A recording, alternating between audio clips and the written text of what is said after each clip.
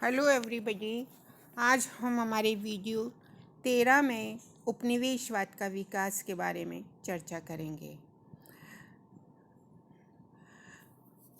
या evolution of colonialism के बारे में हम चर्चा करेंगे। 15वीं शताब्दी के पहले यूरोप के लोग अपने महाद्वीप से बाहर के देशों से पूर्णतः परिचित नहीं थे। यद्यपि एशिया के कई देशों से उनके व्यापारिक संबंध थे, किंतु उस समय यह संभव नहीं था कि यूरोप का कोई देश समुद्र तट पार कर एशिया और अफ्रीका के किसी प्रदेश में उपनिवेश बसाए। किंतु 15वीं शताब्दी के अंतिम चरण में यूरोप में हमें एक नवीन प्रवृत्ति देखने को मिलती है। दिग्दर्शक यंत्र के आविष्कार ने समुद्री यात्रा को सहज कर दिया था। भूगोलवेत्ता और अनुसंधानकर्ता नए नए प्रदेशों को खोज निकालने के लिए तत्पर हो गए थे। उन्होंने अनेक समुद्री यात्राएं की। 1492 या 1492 में कोलंबस ने अमेरिका और 1498 में वास्को डी गामा ने भारत का जल मार्ग खोज निकाला। फिलीपाइंस द्वीप समूह का भी मार्ग खोजा गया। यद्यपि इस प्रकार की भौगोलिक खोजों के मूल में उपनिवेश स्थापना की बात नहीं थी, लेकिन नवीन मार्गों की खोज और उनके द्वारा माल के आयात निर्यात से यूरोपीय देशों को उपनिवेशों की स्थापना और उनके विस्तार में बल मिला। इसके पीछे साम्राज्यवाद की भावना भी निहित थी। इसके पहले कि हम 15वीं शताब्दी के अंत से लेकर 19वीं शताब्दी तक यूरोप के देशों द्वारा स्थापित किए उपनिवेशों के बारे में अध्ययन करें, हमें ये जानना उचित होगा कि उपनिवेशवाद और साम्राज्यवाद क्या थे।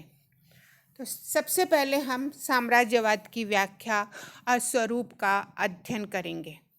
यूरोपीय प्रसंग में साम्राज्यवाद की व्याख्या करते हुए शूमैन ने लिखा है, अधीन देशों पर शक्ति और हिंसा के द्वारा विदेशी राज्य को बनाए रखने को साम्राज्यवाद कहते हैं। इसके लिए चाहे कितने ही बहाने बनाए जाएं और चाहे नैतिकता का झंझोरा ही क्यों न पीटा जाए। इतिहासकार लैंगर ने साम्राज्यवाद की परिभाषा इस प्रकार की है, साम्राज्यवाद का तात्पर्य उस तीव्र इच्छा से है जिसके कारण एक राज्य के लोग राजनीतिक और आर्थिक दृष्टि से प्रत्यक्ष और अप्रत्यक्ष रूप से किसी दूसरे समूह या भू क्षेत्र पर अधिकार जमाने का प्रयास करते हैं। 19वीं शताब्दी में उपनिवेशवाद का स्वरूप बदल गया। अब वह पूर्ण रूप से साम्राज्यवाद बन गया था। इस प्रकार उपनिवेशवाद के संपूर्ण जीवन को हम दो भागों में बांट सकते हैं। पहला है पुराना साम्राज्यवाद और दूसरा है नवीन साम्राज्यवाद। तो पुराना साम्राज्यवाद क्या था? पुराना साम्राज्यवाद व्यापारिक पद्धति पर आधारित था। इसका मुख्य उद्देश्य व्यापारिक लाभ उठाना था। यूरोप के देश इन उपनिवेशों से पर्याप्त मात्रा में सस्ती दरों पर कच्चा माल खरीदते थे तथा अपने यहाँ का उत्पादित माल वहाँ बेचते थे। इस प्रकार यूरोपीय देश अपने उपनिवेशों का शोषण करते थे, किंतु व्यापारिक पद्धति का यह स्वरूप अधिक देर तक कायम नहीं रह सका। हम देखते हैं कि औद्योगिक क्रांति के फलस्वरूप बड़े पैमाने पर माल का उत्पादन होने लगा और उसकी पूरी खपत उपनिवेशों में संभव नहीं रही तथा वहाँ से पर्याप्त मात्रा में कच्चा माल भी नहीं मिलता था। एडम स्मिथ और तुर्गो ने मुक्त व्यापार तथा हस्तक्षेप के सिद्धांत का प्रतिपादन किया। ऐसी परिस्थितियों में उपनिवेशवाद ने नवीन साम्राज्यवाद का रूप धारण कर लिया। यूरोपीय देशों ने अमेरिका, अफ्रीका और एशिया के देशों में अपना राजनीतिक प्रभुत्व स्थापित किया। इनमें से अनेक देशों में उनके निवासी जा बसे। इस प्रकार यूरोपीय देशों ने अपनी बढ़ती हुई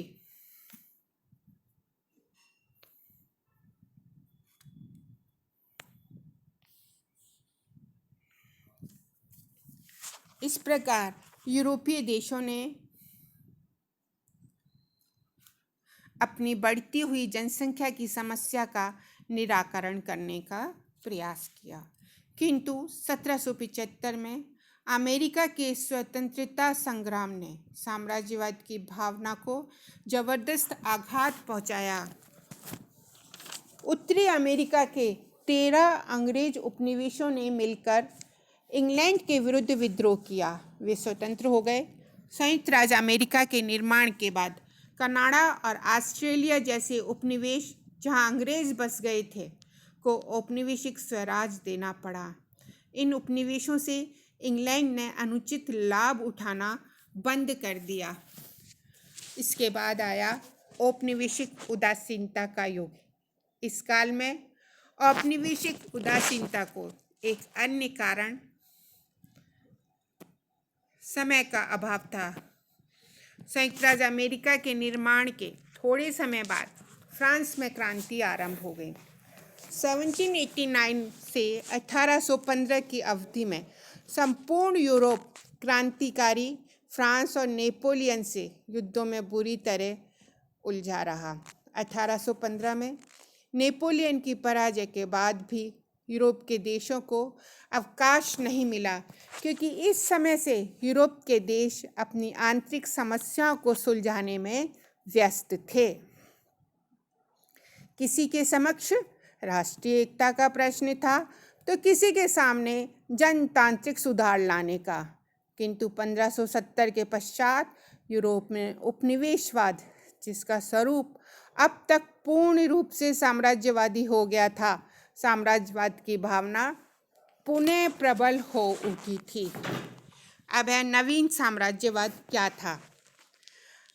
अब शक्तिशाली औद्योगिक देश तथाकथित पिछड़े प्रदेशों के, जिनके प्राकृतिक साधन अविकसित थे, व्यापार तथा प्रशासन पर अपना अधिकार जमाने का प्रयास करने लगे थे।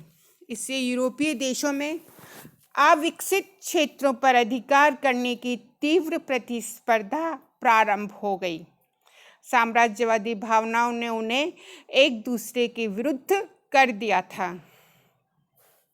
यह साम्राज्यवाद पुराने साम्राज्यवाद या उपनिवेशवाद से भिन्न था। जहां पुराने उपनिवेशवाद का स्वरूप मूलतः वाणिज्यवाद पर आधारित था, वहां नवीन साम्राज्यवाद वाणिज्यिक उद्देश्यों के अतिरिक्त अपनी राजनीतिक शक्ति का प्रसार करना चाहता था और अपनी अतिरिक्त जनसंख्या को बसाने के लिए भी प्रयत्नशील था। तो इस प्रकार हम देखते हैं कि नवीन साम्राज्यवाद क्या था, औपनिवेशिक उदासीनता का युग क्या था और पुराना साम्राज्यवाद क्या था। इस बारे में आपको, मुझे लगता है, सब समझ में आ गया है। अब मैं आपको आगे बताती हूँ 16वीं 17वीं शताब्दी में यूरोप का विस्तार कैसे कैसे हुआ।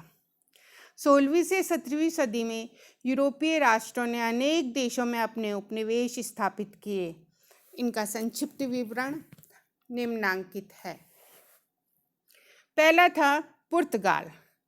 भौगोलिक अनुसंधानों के क्षेत्र में पुर्तगाल व स्पेन ने अग्रणी भाग लिया था, अतः इन दोनों देशों ने अपने द्वारा खोजे हुए देशों में उपनिवेश स्थापित किए। भारत में अरब सागर के तट पर अपना आधिपत्य स्थापित करने का प्रयत्न किया, किंतु वह केवल गोवा, दमन, दीव पर ही अपना अधिकार कायम रख सका। फारस की खाड़ी के समीप उर्मुज और लंका और मलक्का के द्वीपों में भी पुर्तगाल ने उपनिवेश स्थापित किए थे। दक्षिणी अमेरिका में ब्राज़ील पर उसका अधिकार हो गया। 1580 में फिलिप द्वितीय ने पुर्तगाल को स्पेनी साम्राज्य में मिला लिया था और पुर्तगाल के साथ उपनिवेश, मतलब पुर्तगाल के सब उपनिवेश उसके अधीन हो गए थे, अर्थात स्पेन के अधीन हो गए थे। अब है स्पेन। स्पेन ने उत्तरी, मध्य और दक्षिणी अमेरिका में अपने प्रभाव क्षेत्र कायम किए।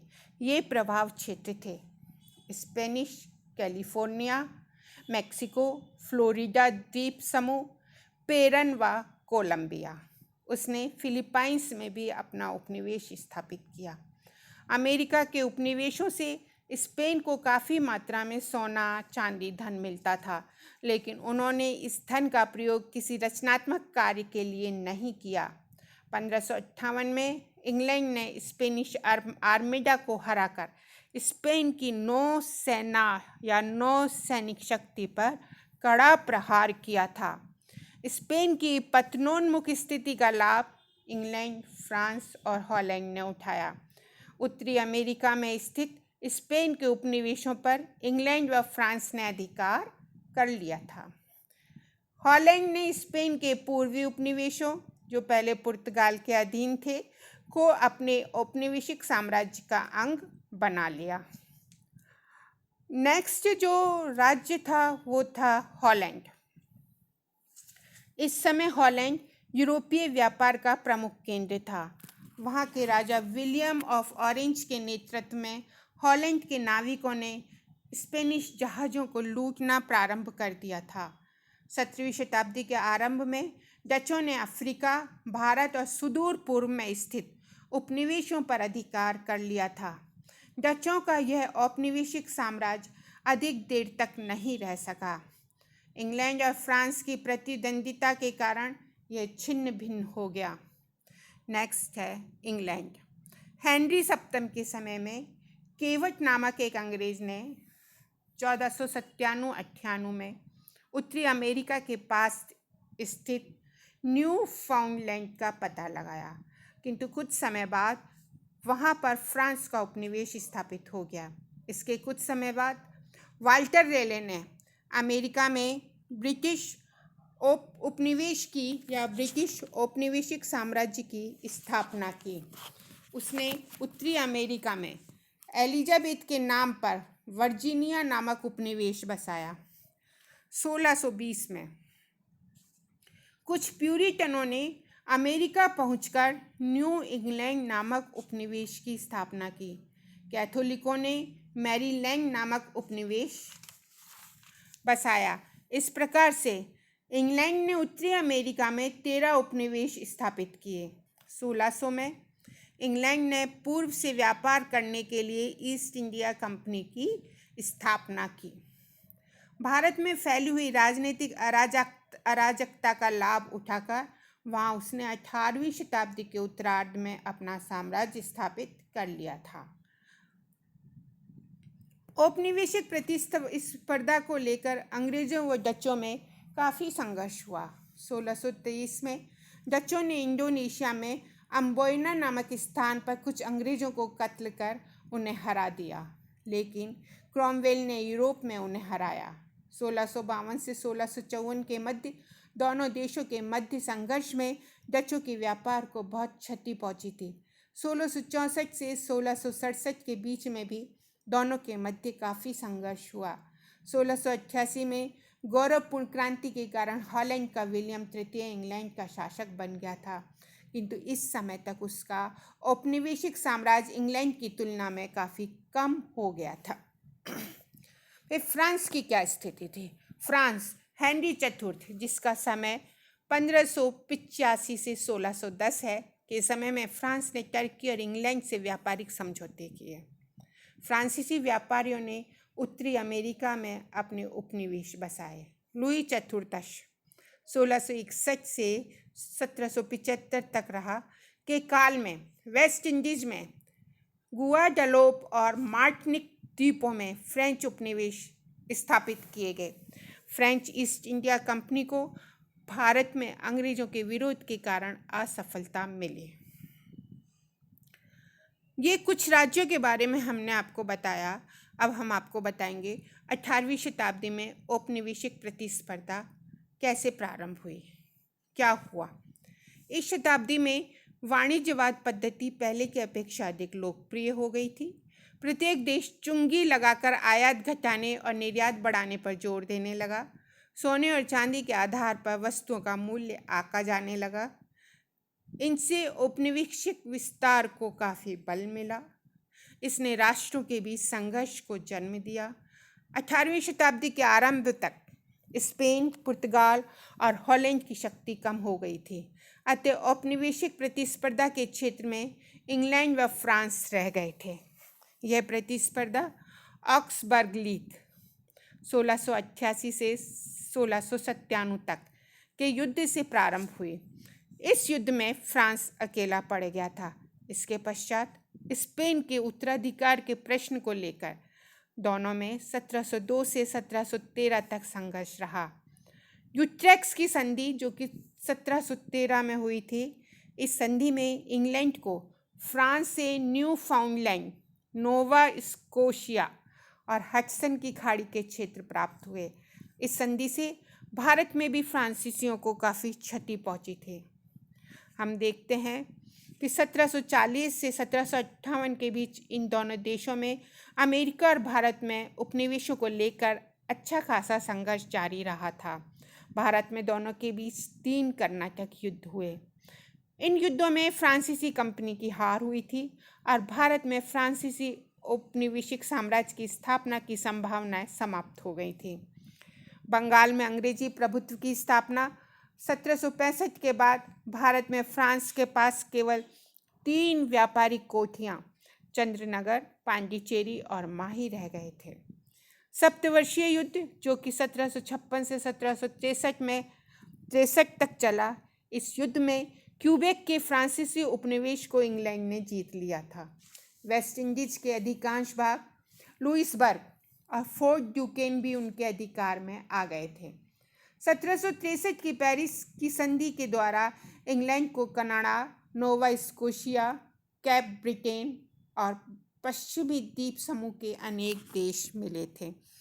इस प्रकार हम देखते हैं कि 18वीं शताब्दी में यूरोप के देशों में ज़्यादा उपनिवेश लेने के लिए औपनिवेशिक प्रतिस्पर्धा में काफ़ी बढ़ोतरी हो गई थी।